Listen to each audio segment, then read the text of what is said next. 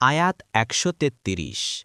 أم كنتم شهداء إذ حضر يعقوب الموت إذ قال لبنيه ما تعبدون من بعدي قالوا نعبد إلهك وإله آبائك إبراهيم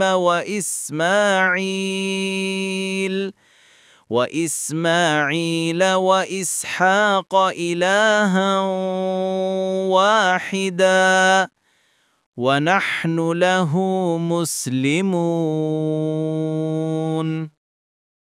অনুবাদ: ইয়াকুবের যখন মৃত্যু এসেছিল তোমরা কি তখন উপস্থিত ছিলে? তিনি যখন সন্তানদের বলেছিলেন, আমার পরে তোমরা কার ইবাদত করবে? তারা বলেছিল, আমরা আপনার ইলাহ ও আপনার পিতৃপুরুষ ইব্রাহিম, ইসমাইল ও ইসাকের ইলাহ, সেই এক ইলাহেরই ইবাদত করব, আর আমরা তার কাছেই আত্মসমর্পণকারী। তাফসির ১ নং ফুটনোটের বিবরণ: ইলাহ শব্দটি মাজদার, যার অর্থ উপাস্য বা যাকে উপাসনা করা হয়। ইবনে আব্বাস রাদিয়াল্লাহু আনহুমা বলেন, ইলাহ হলেন যাকে সবাই উপাসনা করে। তাফসিরে তাবারি ১ নং ৫৪। ইবনে আব্বাসের এই উক্তি শুধুমাত্র হাক মাবুদের ক্ষেত্রেই প্রযোজ্য। শাইখুল ইসলাম ইবনে তাইমিয়া বলেন, ইলাহ শব্দ দ্বারা এমন মাবুদকে বোঝানো হয় যিনি ইবাদত পাওয়ার যোগ্য, আর যিনি মাবুদ হওয়ার যোগ্য তার মধ্যে এমন গুণ থাকা আবশ্যক যার কারণে তাকে সর্বোচ্চ ভালোবাসা এবং সবচেয়ে বেশি বিনয় প্রদর্শন করতে বাধ্য হয়।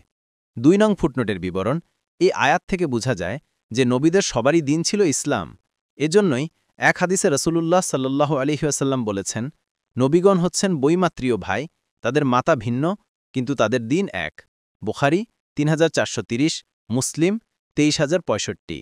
মাতা ভিন্ন হওয়ার অর্থ হচ্ছে তাদের শরীয়ত ভিন্ন, আর দিন এক হওয়ার অর্থ হচ্ছে তাওহীদের মূলনীতিসমূহে তাদের মধ্যে ঐক্য রয়েছে। ইবনে কাসির